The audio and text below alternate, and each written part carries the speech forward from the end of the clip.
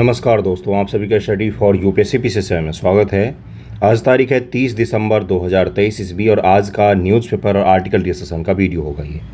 और कुछ important news है आपके पीटी मेंस के रिगार्डिंग, ध्यान से देख लीजिएगा क्योंकि यहाँ से पीटी और मेंस दोनों में सवाल पूछे जा सकते हैं। ओके, हेडलाइन क्या है? तो हेडलाइन ऐतिहासिक है थोड़ा सा। क्या है कि नॉर्थ ईस्ट में जो इंसर्जेंसी है, जो वहाँ पर एक्सट्रीमिज़म है, उग्रवाद है, उसमें बहुत बड़ी कामयाबी मिली है भारत सरकार को। क्योंकि सबसे बड़ा गुट, नॉर्थ ईस्ट का सबसे बड़ा उग्रवादी ग्रुप कौन सा था? तो उल्फा। क्या कहा जाता है इसको? उल्फा कहा जाता है। इसके साथ पीस टॉक जो है वो साइन हो गया है ना। और ये होम मिनिस्ट्री की और असम गवर्नमेंट की सबसे बड़ी कामयाबी में से एक आप गिन सकते हैं। इससे पहले ही आपने सुना होगा कि नॉर्थ ईस्ट में 2015 में नागा के साथ इसाक मुइबा गुट, IM गुट है, नागा में, नागालैंड में भी बहुत बड़े स्तर पर अशांति है। आज भी वहाँ पर पीस टॉक चल ही रहा है कुछ कुछ गुटों से। लेकिन उसमें भी आपने सुना था कि इसाक और मुइबा, ये दो व्यक्ति का नाम है। इसाक और मुइबा गुट था जो वहाँ पर विद्रोही थे और वो हथियारबंद विद्रोही गुट थे। तो उनके साथ ही पीस टॉक हुआ था। आपने सुना होगा कि बोडो समझौता भी हुआ था कुछ साल पहले ही।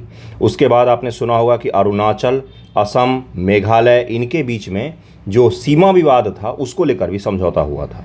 तो यानी कि नॉर्थ ईस्ट में धीरे धीरे जो नॉर्मेसी की तरफ हम लौट रहे हैं, वहाँ पर जो उग्रवादी गुट थे वो हथियार अपना अपना डाल रहे हैं, है ना। लेकिन उसी में सबसे बड़ा क्या हुआ है अभी, तो कल ही उल्फा के साथ में ULFA, ये नॉर्थ ईस्ट का, असम का सबसे बड़ा विद्रोही गुट था। इसके साथ होम मिनिस्ट्री और असम गवर्नमेंट ने पैक्ट साइन कर लिया है, पीस टॉक साइन कर लिया है, जिसके तहत इन्होंने अपने हथियार जो हैं वो समर्पित कर दिए हैं। और जो लोकतांत्रिक प्रक्रिया होती है, शांतिपूर्वक लोकतांत्रिक प्रक्रिया, उसमें ये शामिल हो गए हैं। तो इसको ज़रा हम लोग देखेंगे। और क्या देखेंगे कि भाई उल्फा का गठन कब हुआ था, क्या अभी पैक्ट साइन किया गया, उसके बारे में भी देखेंगे। अगर आप ध्यानपूर्वक देखेंगे तो देखिए यहाँ पर क्या लिखा हुआ है। The union ministry and the Assam government signed A memorandum of settlement with the pro-talks action with United liberation front of Assam, United liberation front of Assam, ULFA। Okay, इनके साथ पीस टॉक हो गया है। और इन्होंने बोला है, ये जो उल्फा है, इन्होंने बोला है कि हम अपने सारे कैंप्स जो हैं, विद्रोही गुट जो हैं, उसको ख़त्म कर देंगे। सारे हथियार, बम बारूद, गोला बारूद, सब कुछ सरकार के समक्ष जमा कर देंगे। लेकिन हमारी कुछ मांगे हैं जिसको मानना चाहिए, और भारत सरकार ने मांग को माना है। वही मैं आपको बताऊंगा अभी। नॉर्थ ईस्ट के और कुछ बड़े समझौते के बारे में भी जिक्र करेंगे हम लोग आज। देखिए क्या लिखा हुआ है कि 1979 ईस्वी से, देखिए यहाँ पर लिखा हुआ है कि सिंस 1979 से उल्फा सक्रिय था असम में, और इसके कारण हिंसा में बहुत सारे लोगों की जान गई। असम आज जो आपको नॉर्मल असम दिखता है वैसा था नहीं कभी। बहुत ज़्यादा अशांति थी 1990 से पहले। वहाँ पर सामान्य लोग, बहुत सारे लोग हत्या कर दी जाती थी, जो लोग बिहार से भी जाते थे या बाकी इंडिया से जाते थे उनकी। तो उल्फा गुट उनमें सबसे प्रमुख था। अब धीरे धीरे करके भारत सरकार रणनीति चलाई थी, ऑपरेशन ऑल आउट। ध्यानपूर्वक सुनिएगा थोड़ी देर। ऑपरेशन ऑल आउट के तहत भारत सरकार ने क्या किया कि बस मारो, ख़त्म करो। बांग्लादेश गवर्नमेंट के साथ साइन किया था भारत सरकार ने, म्यांमार गवर्नमेंट के साथ में समझौता किया, भूटान की गवर्नमेंट को भी शामिल किया था कि ऐसा नहीं होना चाहिए कि भारत में उत्पात मचा के ये इन तीनों देशों में भाग जाएं। एक एक करके चुन चुन को मारना शुरू किया था। उसके बाद जो इनके फाइनेंस जो वहाँ से मिलता था उसको कट किया, राजनीतिक प्रणाली को धीरे धीरे बढ़ाया, डेवलपमेंट को बढ़ाया, सड़क पहुँचाया, संचार पहुँचाया। धीरे धीरे लोग जब जुड़ने लग गए तो ये गुट जो है अपने आप में ही कमज़ोर पड़ने लग गए थे। तो इसके कारण से उल्फा जैसे जो संगठन है वो आज साइन के लिए इतनी आसानी से नहीं आए हैं। ये दशकों की मेहनत है, तब जाके ये चीज़ संभव हो पाया है। अब साइन में बातचीत किस पर हुई है, क्या पैक्ट साइन हुआ है, तो वो भी ज़रा देखिए। की पॉइंट्स को तो बाहर लाया गया है, बाकी पॉइंट्स बाहर नहीं आए हैं। की पॉइंट्स को ज़रा देख लीजिए क्या क्या है। पहला जो की पॉइंट इसमें साइन में बाहर आया वो है कि 127 असेंबली सीट में से 97 जो है वो क्या होगा, तो वो होगा आपका रिजर्व होगा इंडिजिनस पीपुल के लिए, जो वहाँ के असम के लोकल लोग हैं, जो वहाँ के मूल निवासी हैं असम के, उनके लिए 126 में से 97 रिजर्व सीट को डाला गया है कि ये किसी भी असम के लोगों के अलावा किसी को भी ये नहीं मिल सकता है। ओके, उसके बाद से क्या बोला गया है कि ढेर सारे हम निवेश को भी लाएंगे असम में। उसके साथ साथ जो असम के लोगों के अधिकार है उसका कभी भी हनन नहीं किया जाएगा। संवैधानिक तरीके से उनको रक्षित किया जाएगा। ये इसका मुख्य क्या था, तो इसमें पैक्ट में डाला गया है। लेकिन ये जो उल्फा है, इसने 2011 ईस्वी में भारत सरकार के साथ एक साइन किया था।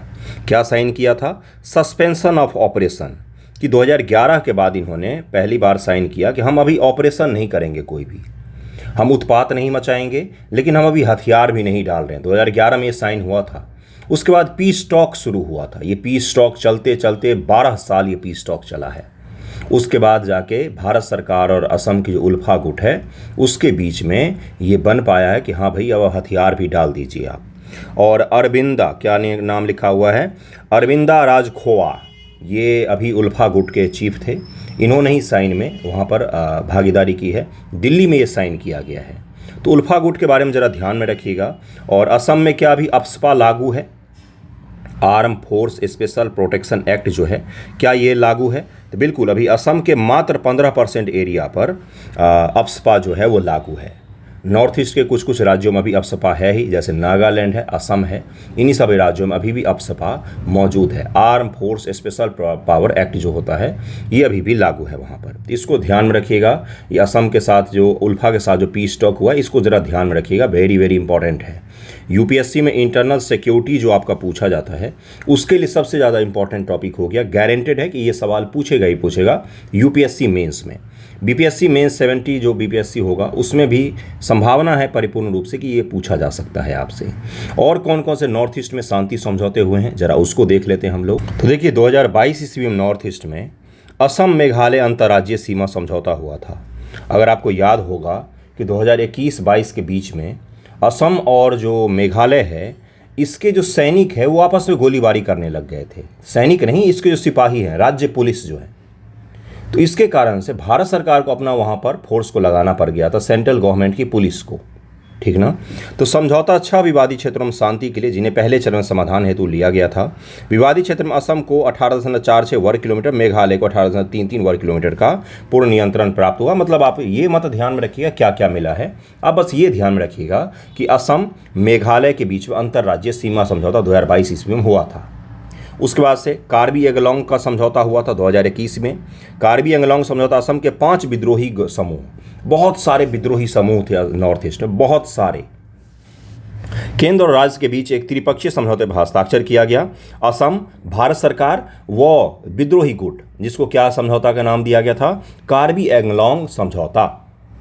5 उग्रवादी संगठन KLNLF, PDCK, UPLA, KPLT, KLF ने हथियार डाल दिए और उनके 1000 से अधिक सशस्त्र कैडर ने हिंसा छोड़ दी। वे समाज की मुख्य धारा में शामिल हो गए। भारत सरकार भी इनको कोई जेल में नहीं डालती है, बल्कि सार्वजनिक रूप से माफ़ी की योजना लाती है। इन सभी को माफ़ करके घर वगैरह बना के कोई पेंशन वेंशन देकर कि भाई हथियार डाल दो और मुख्य धारा में शामिल हो जाओ आप, है ना। तो ये इससे पहले 2021 में ये समझौता हुआ था। बोडो समझौता 2020 में हुआ है। उग्रवादी national democratic front of Bodoland, NDFB कहा जाता है। क्या कहा जाता है? उग्रवादी national democratic front of Bodoland, है ना। ये के सभी गुट सहित केंद्र सरकार, असम सरकार और बोडो समूह ने असम में बोडोलैंड टेरिटोरियल एरिया डिस्ट्रिक्ट को बोडोलैंड टेरिटोरियल रीजन के रूप में पुनर्निर्मित करने, उनका नाम बदलने के लिए बोडो समझौते पर हस्ताक्षर कब किया था? 2020 ईस्वी में ये साइन किया गया था। आपको लग रहा होगा कि ये सब क्या है, इनका तो नाम भी नहीं सुना। इनके कारण से नॉर्थ ईस्ट में बहुत सारे लोगों की मृत्यु होती थी। नागरिक और जवान, आर्मी मैन, सबके लिए ये बहुत ज़्यादा सिरदर्द बना हुआ था। धीरे धीरे पिछली सरकार से लेकर और मोदी गवर्नमेंट तक, मोदी गवर्नमेंट में इसको थोड़ा सा और तेज़ किया गया है। सबसे हाई क्वालिफाइड IPS अफसर्स को लगाया गया था इसमें पीस टॉक में, कि आप वार्तालाप करिए, बातचीत करिए, समझाइए इस चीज़ को कि भाई हथियार छोड़कर मुख्य धारा में शामिल हो जाइए। तो ये आपको दिखता है, भले ही अमित शाह जी साइन करते हैं, लेकिन उसके पीछे बहुत सारे अधिकारियों का दिन और रात की मेहनत होते, तब जाके साइन हो पाते हैं, है ना। तो इसको ज़रा ध्यान रखिएगा, इंपॉर्टेंट है। इंटरनल सिक्योरिटी के लिए बहुत ही इंपॉर्टेंट होता है और करंट अफेयर में पूछा जाएगा आपसे BPSC में। ब्रू रियांग समझौता कब हुआ है? 2020 में हुआ था। ब्रू रियांग पूर्वोत्तर भारत का एक स्वदेशी समुदाय है जो ज़्यादातर त्रिपुरा, मिजोरम, असम में रहता है। त्रिपुरा में उन्हें विशेष रूप से कमजोर जनजातीय समूह के रूप में पहचाना जाता है। जनवरी 2020 में केंद्र सरकार, त्रिपुरा, मिजोरम सरकार तथा ब्रू रियांग के प्रतिनिधियों के बीच एक समझौता पर हस्ताक्षर किया गया था। आपने सुना होगा खापलांग ग्रुप बहुत सारे ग्रुप का नाम सुना होगा, वो सब के सब हिंसक ग्रुप होते हैं, है ना। समझौते के तहत गृह मंत्रालय त्रिपुरा में बंदोबस्त का पूरा खर्च वहन करने के लिए प्रतिबद्ध था और उसके बाद से ब्रू रियांग समझौता जो है वो परिपूर्ण हुआ था। NLFT त्रिपुरा समझौता 2019 में हुआ था। National liberation front of Tripura Assam, Meghalaya, Mizoram, Arunachal, Tripura सभी राज्यों में विद्रोही गुट थे, वो भी एक एक नहीं, 5-5, 6-6 विद्रोही गुट थे। जैसे इसाक और मुइवा गुट जो था, ये नागालैंड का सबसे पावरफुल ग्रुप था जिसने 2015 में पैक्ट को साइन किया था। तो आप खुद अंदाजा लगा सकते हैं कि इतने गुट थे वहाँ पर कि भारत सरकार को अलग अलग अलग अलग करके सबसे बातचीत करना पड़ गया। सब क्या मांग करते थे? सब अलग देश की मांग करते थे। ग्रेटर नागालिगम की मांग तो आज भी चल ही रही है, उस पर साइन नहीं हो पाया है। आज भी वो बोल रहे हैं कि हमें अलग से संविधान दो, हमें अलग से झंडा दो, तभी हम भारत संघ में संपूर्ण रूप से शामिल होंगे, नहीं तो हम शामिल नहीं होंगे, हम ऐसे विद्रोह करते रहेंगे। तो ये समस्या आज भी बरकरार ही है। देखिए क्या है कि 1997 से गैर कानूनी गतिविधि रोकथाम अधिनियम 1967 के तहत प्रतिबंधित कर दिया गया था इसको, तथा अंतर्राष्ट्रीय सीमा पार अपने शिविरों से संचालित होने वाली हिंसा में शामिल रहा है ये। NLFT समझौता 2019 का परिणाम स्वरूप 44 हथियारों के साथ 88 कैडरों का आत्मसमर्पण करवाया गया था। कब करवाया गया था? 2019 ईस्वी में। जो वर्तमान में तमिलनाडु के गवर्नर हैं RN रवि जी, नाम सुना होगा आपने, ये बिहार के हैं। अब ध्यानपूर्वक सुनिएगा इनकी बातों को। ये IB में थे, ऑफिसर के कैडर पर थे। नागालैंड नॉर्थ ईस्ट में शांति समझौता में इनकी बहुत बड़ी भूमिका रही है। बहुत सारे गुटों को इन्होंने अपने बदौलत शांति समझौता पर साइन करवाया था। RN रवि जो अभी तमिलनाडु के गवर्नर हैं, जिन बहुत ज़्यादा विवादों में रहते हैं आजकल, ये बिहार के ही हैं। इनके बारे में कभी डिटेल में पढ़िएगा कि किस तरह के इंसान हैं ये। तो इसी तरह के ऑफिसर्स के भारी मेहनत के बाद ये चीज़ें जो हैं वो संभव हो पाती हैं। हर चीज़ को बंदूक से आप डील नहीं कर सकते हैं, कहीं कहीं पर वार्तालाप भी करना पड़ता है। और अप्सपा तो पता ही है आपको, अप्सपा भारत में कहाँ कहाँ पर लागू है अभी। तो सरकार ने पूरे त्रिपुरा, मेघालय सहित पूर्वोत्तर के बड़े हिस्से से अप्सपा को हटा लिया था। अरुणाचल प्रदेश अप्सपा केवल 3 जिलों में ही लागू है और नॉर्थ ईस्ट में कुछ कुछ जिलों में अभी भी अप्सपा जो है वो लागू किया गया है। अप्सपा लागू होने से क्या हो जाता है? कहीं ना कहीं संवैधानिक अधिकारों का उल्लंघन होता है। लेकिन अप्सपा जरूरी क्यों होता है? क्योंकि डील करने के लिए, बंदूक वालों के साथ डील करने के लिए बंदूक वाला इंसान ही आपको चाहिए होता है। जिसके हाथ में गन नहीं होगा उसी के साथ तो गवर्नमेंट बात करेगी ना। जिसके हाथ में गन होगा उसको तो फिर गन से ही बात करनी पड़ती है। तो इसीलिए अप्सपा को लागू किया गया है बहुत सारे जगहों पर अभी भी नॉर्थ ईस्ट के इलाकों में। तो ये शांति समझौता जो कुछ कुछ बड़े बड़े मैंने आपको बताए हैं, इसके बारे में ज़रूर ध्यान रखिएगा। अगले टॉपिक पर चलते हैं। अगला देखते हैं क्या है न्यूज़ आपके लिए। अगला देखिए, एक छोटा सा योजना है जिसके बारे में बताऊंगा। आज तो ज़्यादा न्यूज़ नहीं है। उसके बाद से मैं आपको लिथियम को लेकर भारत ने अर्जेंटीना के साथ साइन किया है, उसके बारे में भी थोड़ा सा बताऊंगा आपको। लेकिन देखिए, interest rate upon tools scheme, Bharat सरकार जो बचत के लिए योजनाएं चलाती है, छोटे छोटे बचत के लिए लघु बचत योजनाएं जिसको कहा जाता है, इसके लिए जो योजनाएं चलाती है, जिसमें सुकन्या समृद्धि योजना है, जिस पर पहले 8% आपको इंटरेस्ट रेट मिलता था, अब 8.2% मिलेगा इंटरेस्ट रेट। तो इससे ये इंटरेस्ट रेट हमें तो नहीं ध्यान में रखना है, हमें ध्यान रखना है सुकन्या समृद्धि योजना क्या है, उसके बारे में थोड़ा सा पढ़ लेंगे क्योंकि वो आपके लिए इंपॉर्टेंट हो जाता है। उसके बाद हम लोग अर्जेंटीना वाला न्यूज़ कवर कर लेंगे। ओके, सुकन्या समृद्धि योजना का उद्देश्य था भारत बालिकाओं के कल्याण को बढ़ावा देना। माता पिता अथवा कानूनी अभिभावक, लीगल तौर पर जो भी पेरेंट हैं, माँ बाप हैं, बायोलॉजिकल होते हैं माँ बाप, या फिर कोई और लीगल तौर पर जिसके माँ बाप नहीं हैं, उनका लीगल पेरेंट्स जो भी है ना, 10 वर्ष से कम आयु के 2 बालिकाओं के लिए जमा खाता खोल सकते हैं। जुड़वा बालिकाओं अथवा 3 बालिकाओं के मामले यह योजना 3 खाते खोलने की भी सुविधा प्रदान करता है, जिसमें बेटी के नाम पर, बच्चे के नाम पर, लड़की के नाम पर आप क्या करोगे, कुछ पैसे की सेविंग करोगे, तो भारत सरकार उसमें अच्छा खासा इंटरेस्ट रेट भी देगी और आपको मदद भी करेगी उसके पढ़ाई के लिए या बाकी खर्चों के लिए। न्यूनतम प्रारंभिक जमा 250 रुपये है। अधिकतम वार्षिक सीमा 1.5 लाख रुपये तक का इसमें निश्चित किया गया है। 1.5 लाख रुपये तक आप सुकन्या समृद्धि योजना के तहत किसी बच्चे के नाम पर जमा कर सकते हैं।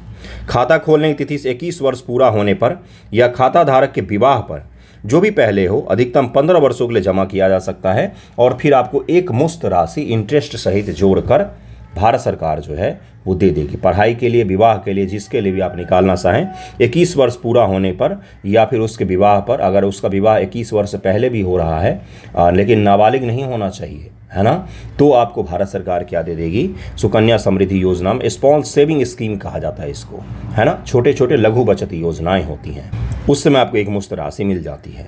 अगला न्यूज़ क्या है? अगला न्यूज़ है, और ये पीटी मेंस दोनों के लिए इंपॉर्टेंट है। इंडिया क्लोजिंग अर्जेंटीना के साथ, देखिए हम क्या लिथियम पर डील कर रहे हैं, और अर्जेंटीना के साथ क्यों कर रहे हैं?